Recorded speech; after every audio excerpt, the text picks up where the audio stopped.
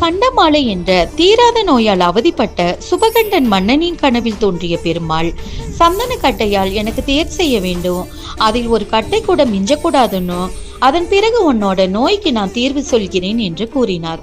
மன்னனும் அதன்படியே செய்தார். ஆனால் ஒரு கட்டை மட்டும் மீது இருந்ததை கண்டு மன்னன் பயந்தார். மீண்டும் பெருமாள் கனவுல தோன்றி, இந்த கட்டையே தென் தமிழ்நாட்டில் தாமிரபரணி கரையில் பிரதிஷ்டை செய் என்றார். அந்த இடத்தை நான் எப்படி அறிவேன் என்றார் மன்னர். ஒரு பசுவும் கன்றும் உன்னை வழி நடத்தும் என்று புன்னகைத்தார் பெருமாள். பசுவை பின்தொடர்ந்தார் மன்னர். மலையோரம் வந்ததும் அது திடீர்னு பசு மறைஞ்சிருச்சு.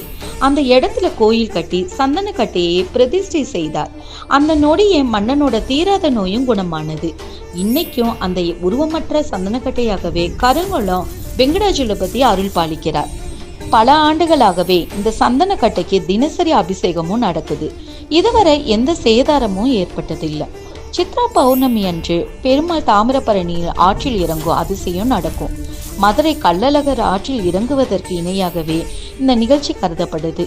திருப்பதி செல்ல முடியாதவர்கள் இந்த கோயிலுக்கு சென்றால் நல்ல பலன் கிடைக்கும்.